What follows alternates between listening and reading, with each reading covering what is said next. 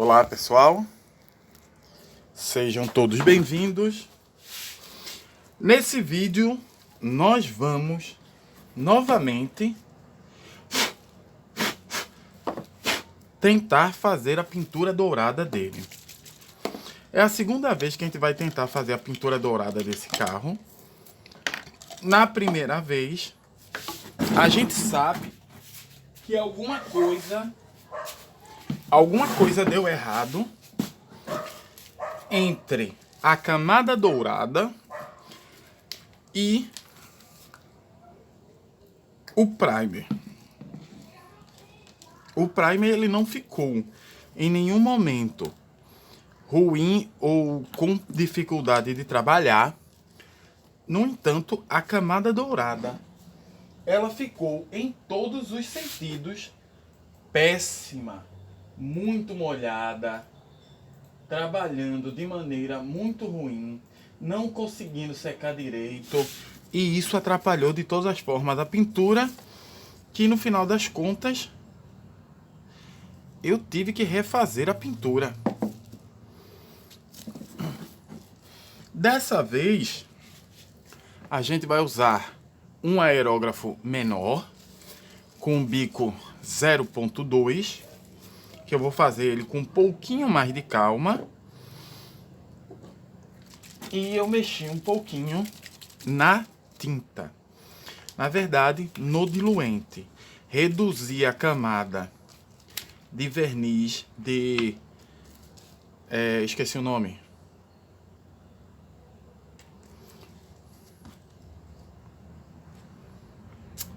Eu reduzi a quantidade de glicerina no diluente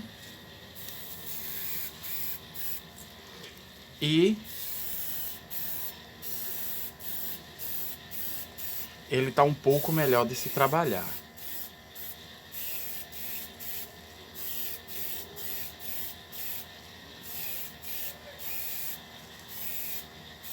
Pronto. A gente vai usar aquela técnica de sempre. Primeiro um esvoaçado de leve.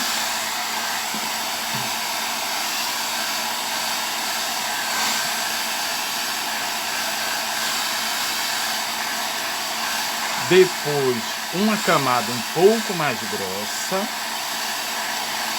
E por último, a gente vai fazer um molhado. No entanto, por causa do que aconteceu da última vez, eu não vou fazer o molhado dessa pintura. Não acho que vai ser um problema que vai ocorrer de novo, mas dessa vez a gente vai evitar um pouquinho essa ideia do molhado. Ok? Sempre dando uma molhadinha no pincel.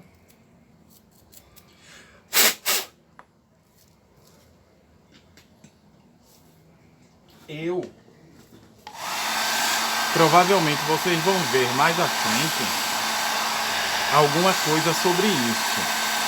Mas eu comprei hoje um aerógrafo de 13 peças da Wonder. Apesar de eu já ter um aerógrafo de 13 peças da Wonder,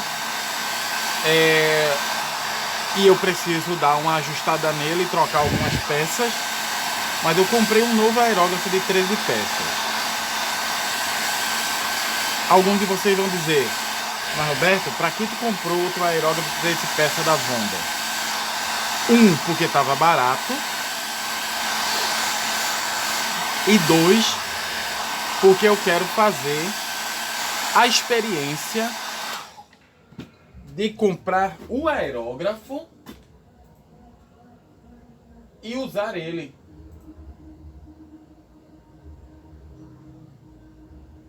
Uma coisa que eu disse algumas vezes aqui foi que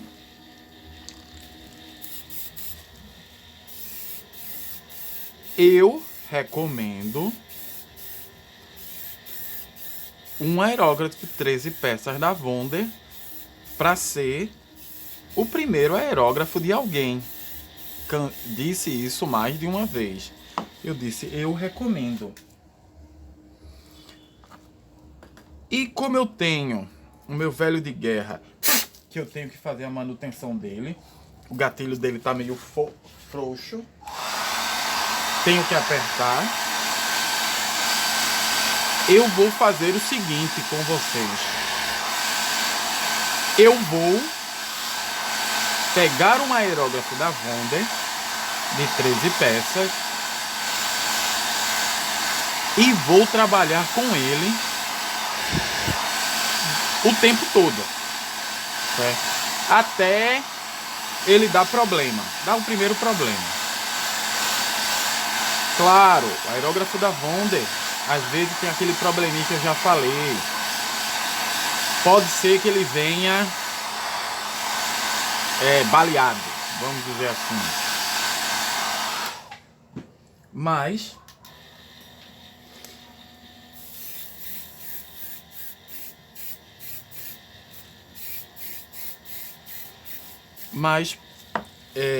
eu,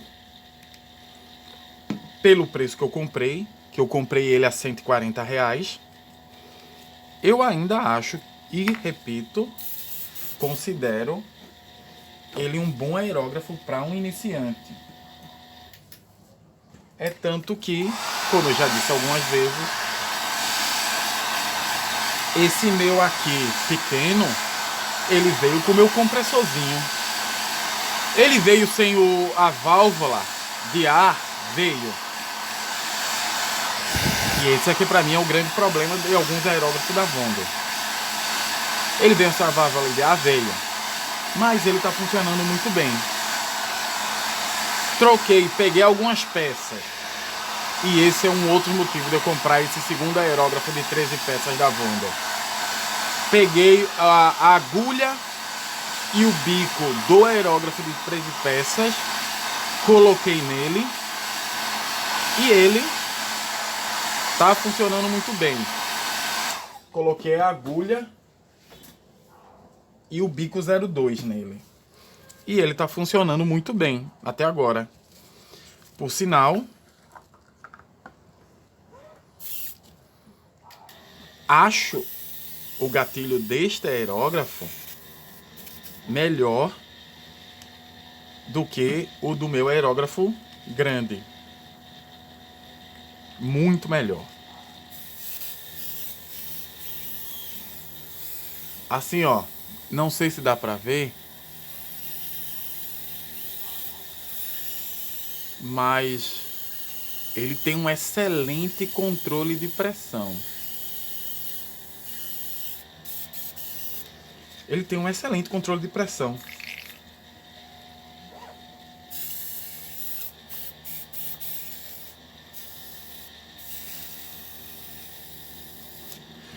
O meu outro, ele não tinha um controle de pressão tão bom assim. O maior. Mas eu acho que eu tenho que fazer uma manutenção geral nele. Pra ele dar uma melhoradinha. Mas também um excelente aerógrafo. É um excelente aerógrafo que nunca me deu pouco problema. Aí eu tenho que dizer, pra mim, qual é o principal problema dos aerógrafos da Wonder, fora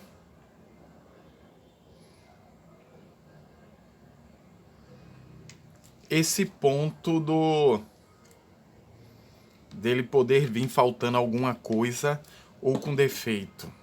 Isso eu digo, é um problema muito grande nos aerógrafos da Wonder.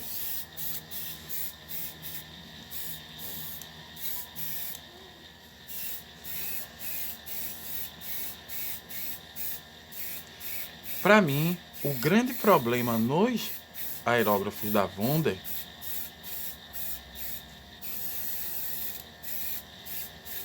é que as peças dele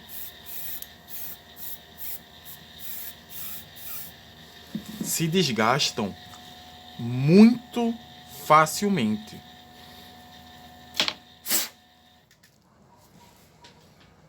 Os desgastes das peças do aerógrafo da Wonder, o desgaste da peça é muito alto. Assim, o meu velho de guerra, o bico dele, ele tá bem. Algumas limpezas por causa do entupimento, ele ficou desgastado. Porque considere que o bico do aerógrafo é assim.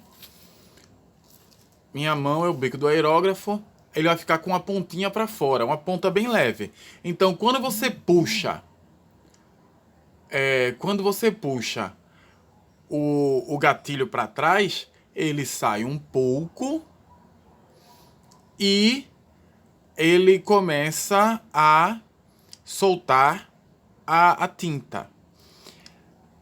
Como eu limpava, como ele teve alguns problemas bastante sérios de entupimento, esse bico ficou um pouco para fora e ele não encaixa totalmente. Ou seja, quando eu solto o ar, ele está soltando tinta. Isso quer dizer que o bico está bem desgastado. E é um bico 0,5, que já é um bico bastante alto. Quando eu puxo, não faz diferença nenhuma. Isso ou não está lá. Então quer dizer que ele sofreu um desgaste bastante grande. Mas também eu usava aquele aerógrafo para tudo.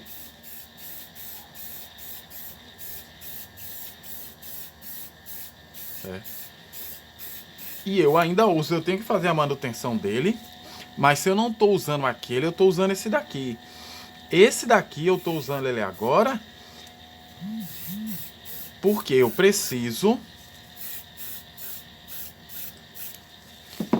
de uma agulha um pouco menor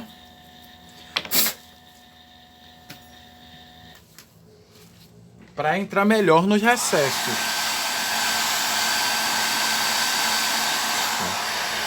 É tanto que você pode ver como a vazão de tinta do aerógrafo é menor. Os pequenos buracos aqui que eu tinha que fazer pintura com o aerógrafo com o pincel, ele está entrando com pouco problema. Motivo dessa vez de eu estar pintando com ele. Precisava de um aerógrafo com bico menor para poder fazer esse trabalho de maneira mais eficiente. E estou conseguindo.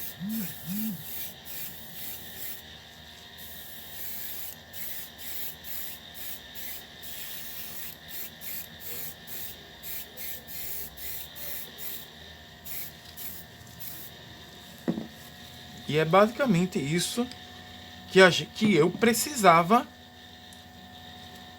fazer.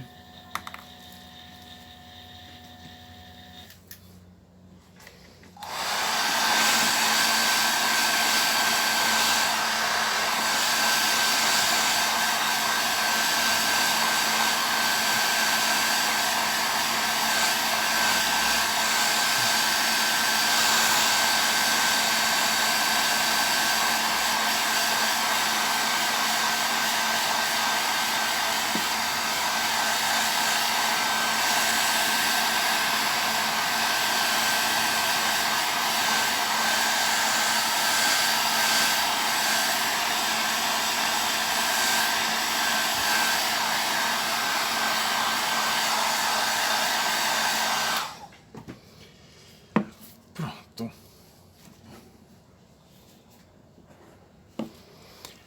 Como eu demorei para entre o primer e a camada, eu não demorei alguns dias, porque como eu voltei a trabalhar, eu não tô pintando tudo todo dia. Tudo num dia só. Eu tô pintando as partes toda vez que eu chego do trabalho. Mas uma coisa que eu tenho que dizer é que, primeiro, aquela visão molhada e aquela sensação de molhado não tem. Ou seja, bem provável que aquilo que eu estava dizendo realmente aconteceu. O que foi que eu disse? Eu disse que alguma coisa aconteceu entre o primer e a pintura. O que foi que mudou no meio de tudo? Mudou foi que eu estava usando o secador de cabelo novo. Isso foi o primeiro fator de ter mudado. Segundo fator foi eu estar usando uma tinta com uma nova fórmula, um novo diluente para tinta. Neste novo diluente, eu coloquei 8% de glicerina. Esses 8%, eles estavam molhando demais. Ele estava deixando muito úmido. Porque a glicerina é um umectante. Ele não vai deixar a tinta secar muito rápido. Então, eu achei que 8% seria suficiente. No entanto, os 8% foi muito para ele. Muito, muito mesmo. Então, ele estava dando o problema de deixar muito úmido. Então, eu adicionei água, adicionei álcool, que eu estou usando álcool no diluente, mas eu não estou usando álcool no fluido de limpeza. Então eu reduzi para 1% e o problema da tinta úmida acabou. Simplesmente voltou ao normal e aqui ainda está um pouquinho molhado, mas aqui eu não sequei tão bem assim. Mas assim, o problema da tinta molhada foi encerrado.